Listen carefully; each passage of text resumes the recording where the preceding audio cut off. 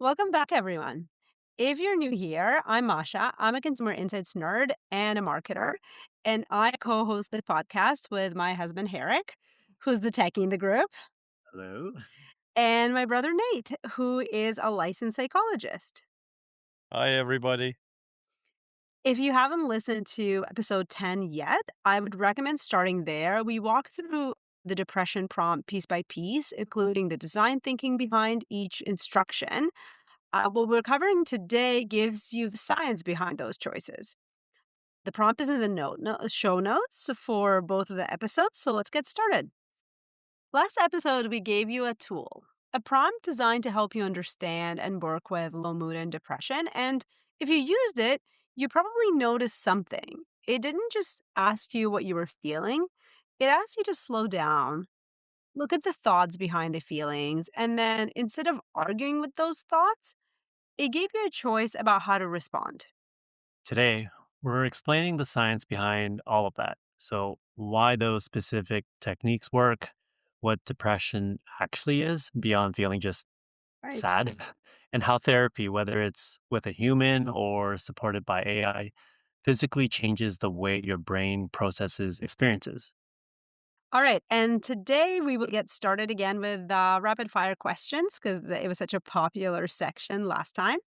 So here we go. These are questions that are actually searched by people who want to learn about depression. So, Nate, are you ready for quick answers?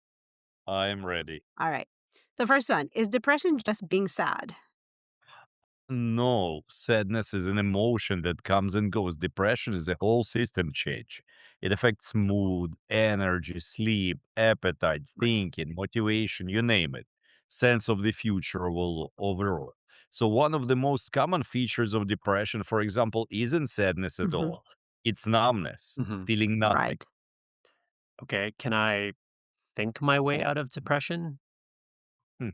Eric, that's a good question. No, not really, not through willpower alone. Structured cognitive work, like the thought records and diffusion techniques in the prompt that we used from CBT and ACT, for example, can help though. Right. Why can't I just make myself feel better by going to a spa or doing some shopping therapy, pun intended? Mm. Well, because depression reduces the brain's capacity for exactly the kind of self regulation Mm. that making yourself feel better requires. It's not a willpower failure. That's what people don't get sometimes. It's a capacity issue.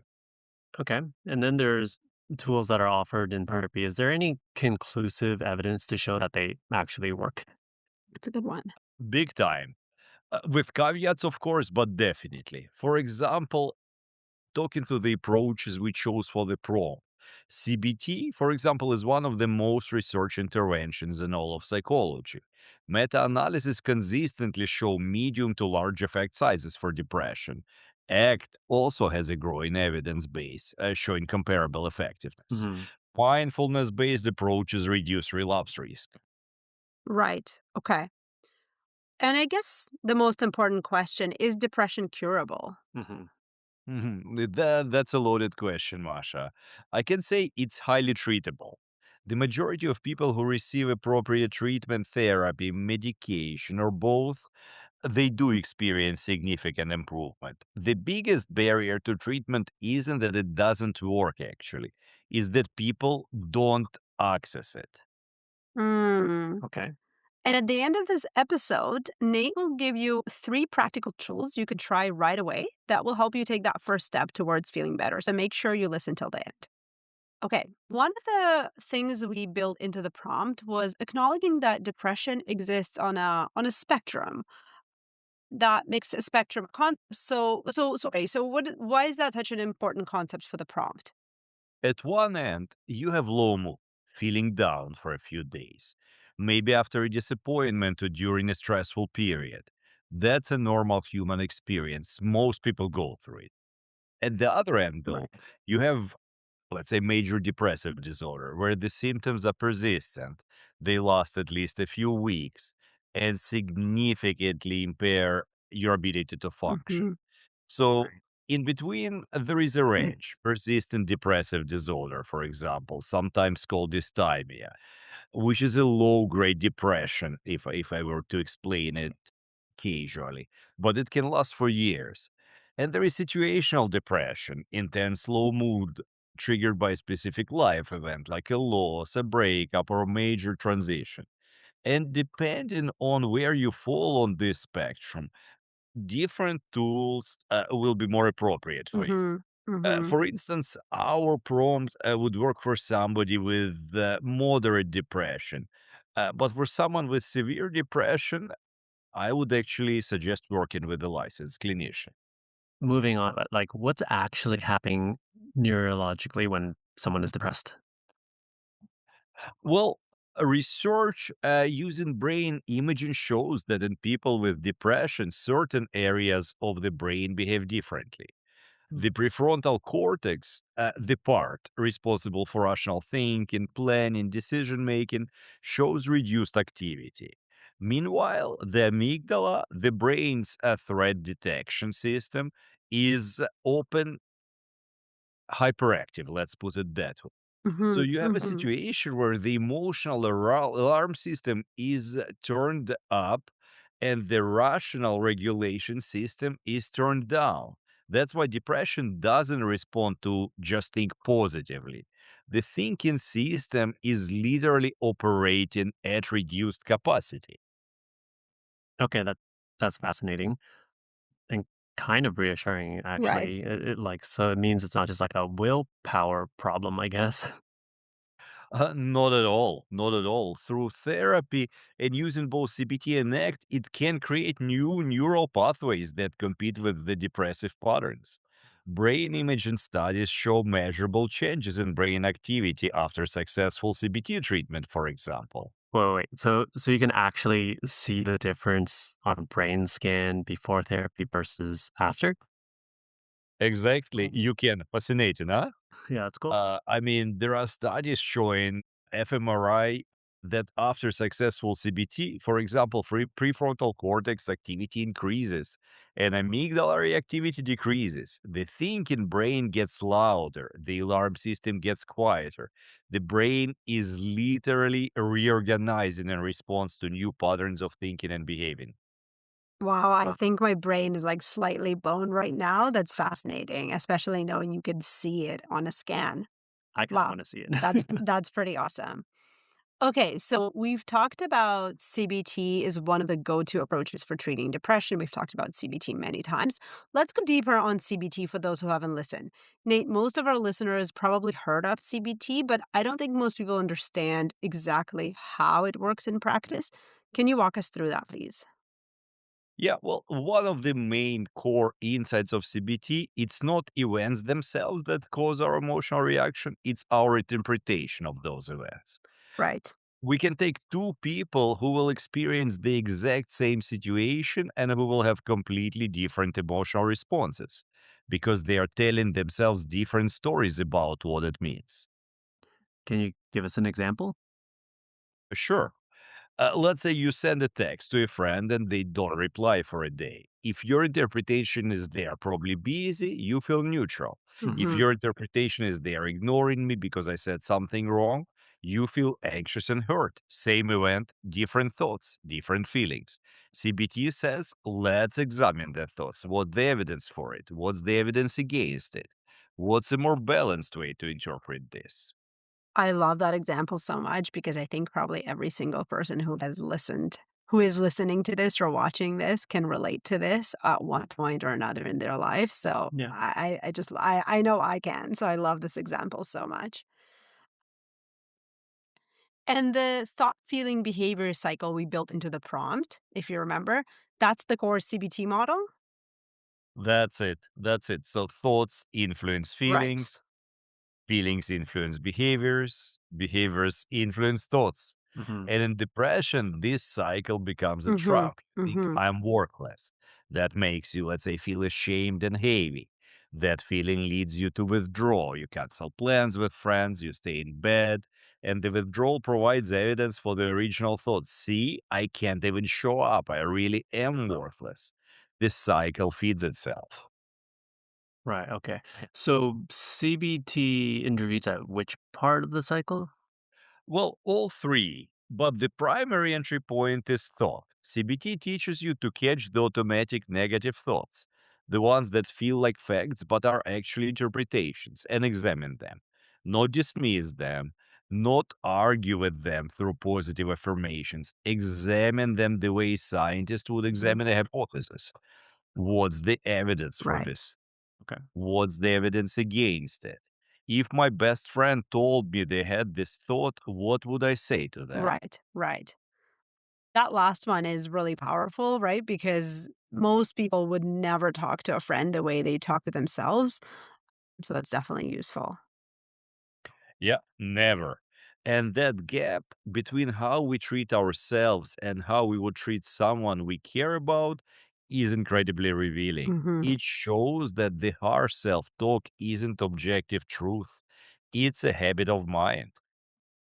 Right. And as we know from the last episode, CBT also works at a behavioral level, though, through something called behavioral activation. Right. So, this is particularly important for depression because one of the cruelest features of depression is that it just robs you of motivation to do the thing that would actually help. So, behavioral activation says, don't wait for the motivation. Do one small thing, like go for a 5-minute walk, talk text to a friend, wash a dish. Let the experience of action generate motivation so that it follows action and not the other way around. Yeah, yes, exactly, exactly. And that's built into our prompt. It's one of the most counterintuitive but effective principles in all of depression treatment. Okay, now ACT. So, Nate, how is ACT different from CBT? Because on the surface, they sound similar, both deal with thoughts and feelings. They start from a fundamentally different premise, even though ACT quite often is referred to as third wave CBT. But CBT says some of your thoughts are distorted, and if you challenge them and develop more balanced thoughts, you will feel better. ACT Hmm. says the content of the thought matters less than your relationship to it. In fact, ACT, for example, would say that the whole project of trying to control or change your thoughts is part of the problem. Wait, how so?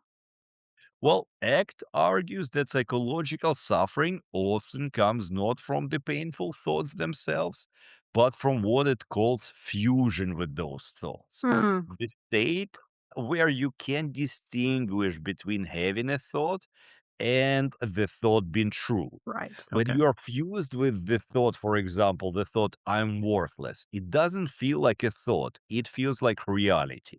It feels like the most true thing in the room. Right.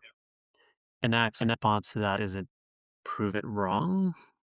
No, ACT does not try to prove it wrong. ACT uses a technique, for example, called cognitive diffusion.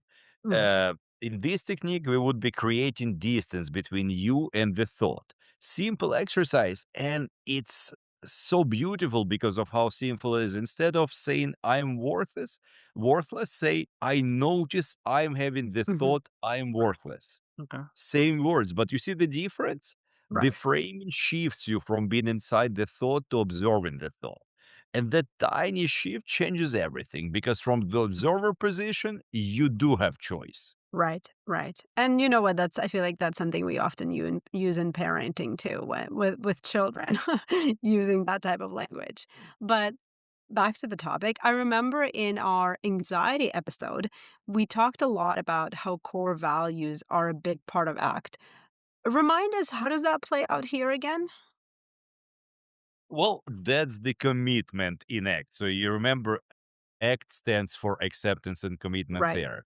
The theory is when people are depressed, they have often lost contact with their values, with what actually means to right, them. ACT right. helps people identify what they truly care about. Connection, creativity, contribution, growth, whatever it is, and then take committed action towards those values, even in the presence of pain.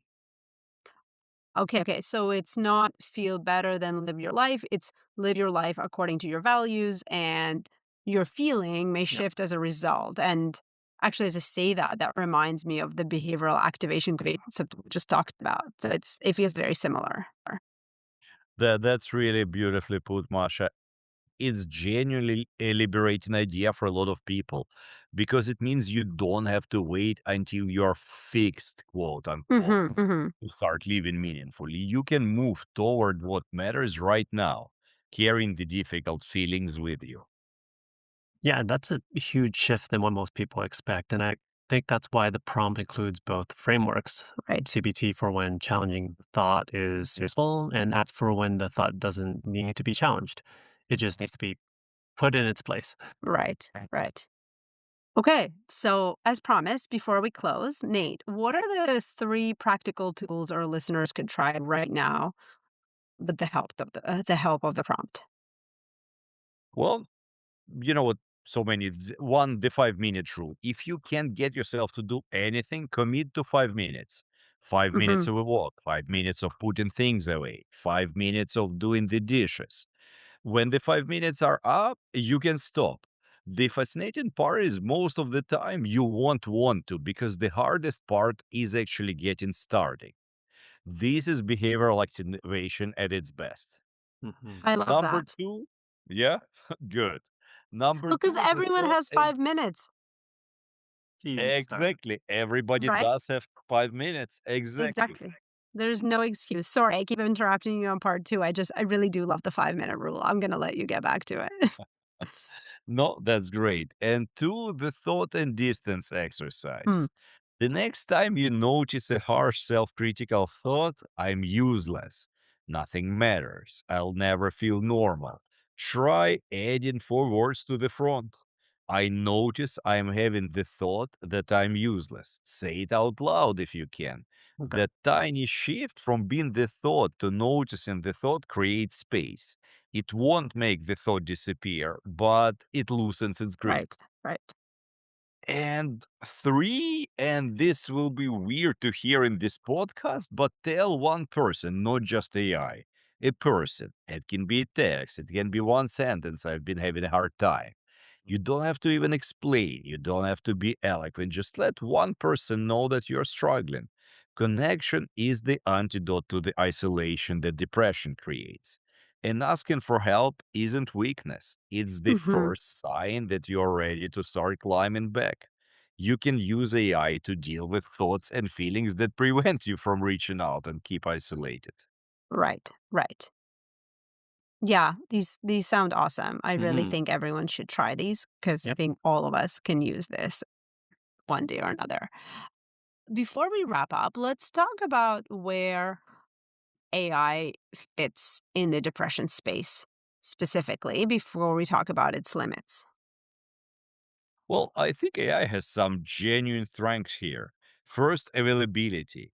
Depression doesn't follow business hours. Mhm. A lot of people's worst moments happen in the evening or in the middle of the night, on the weekends, during holidays, when the therapists are not available. Right. AI is available as a self help tool. Second, the listening function. One of the most isolating aspects of depression is feeling like you can't tell anyone how you actually feel.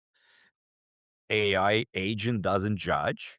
Hmm. An articulation putting the amorphous cloud of pain into words is therapeutic in itself. Right. Right.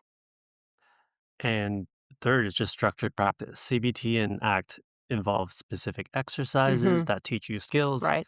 and the skills improve with practice. So the prompt gives you people a space to practice these skills with guidance between therapy sessions or while they're on a wait list. That's a really good one. Like, I love how you said that it's a skill, right? And any skill you need to practice and you need to work with it, even though it feels so subtle, right? Just Right. adding 4 words or whatever, but like It's like you a really muscle that you got yeah, you trained. need to train it. Yeah. And then there is psychoeducation, right? And that's one of the reasons why we started this podcast. A lot of people don't understand what depression is. They think it's a weakness, it's a choice, it's a personality flaw. Learning about it alone can reduce shame and increase engagement with your treatment. I know for me, I've been learning so much of it and it's been so helpful. So I think a lot of people can benefit from something that maybe didn't seem as accessible before. Yeah. Absolutely. Getting yourself educated about it is very useful. So, Nate, very quickly, what are the limits? And I know we talk about them always, but where AI should not be used for depression? There are some clear limits here. First, AI should never be used in crisis. If someone is actively suicidal, it can't Yeah. assess the risk or provide the human connection that's needed. Second, it shouldn't be the only treatment for moderate to severe depression, where therapy and medication are the standard. And third, there is a real risk it reinforces isolation. If someone uses AI instead of reaching out to a therapist or even a friend, it can actually deepen withdrawal rather than help. So Mhm. it should always be used with caution. Right. That makes sense. So folks, here is what I want you to take away. Depression lies to you. It tells you nothing will change, Hmm. nothing will help, and you're too broken to do anything about it. Every single one of those claims is contradicted by the evidence. Things can change. Tools do help, and Right. you're not broken. You're dealing with a condition that is understood, treatable, and far more common than most people realize. Right. And my takeaway is that understanding the mechanism actually matters. So when I learned that the thought, feeling, behavior cycles Right. is a loop, it's not a truth, that my withdrawing reinforces the same thoughts that made me withdraw in the first place. So Hmm. something clicked. Right. I wasn't failing, I was caught in a pattern, and patterns can ultimately be interrupted. 100%. For me, I think that it's really the behavioral activation and the ACT piece, I suppose. I found that really interesting. The idea that I don't have to wait until I feel better or till I feel that motivation to start living and enjoying life, that refrain from like fix the feeling itself to act on values now changed how I think about days when I just don't want to do anything. So I found that really useful. Mhm. Okay, I think this is a great place for us to end. If this episode resonated, go back to episode 9 and try the prompt. Sorry, episode 10 and try the prompt. And, talk to us or talk to a therapist or do both, right? Like do something that will help you take that first step. There's really no wrong entry point. The only wrong move is really doing nothing and telling yourself it won't help because it most likely will. So thank you for listening. Thank The you. prompt is in the show notes. Take care of yourselves, and we'll see you in the next episode. All right. See you in See the next you. episode.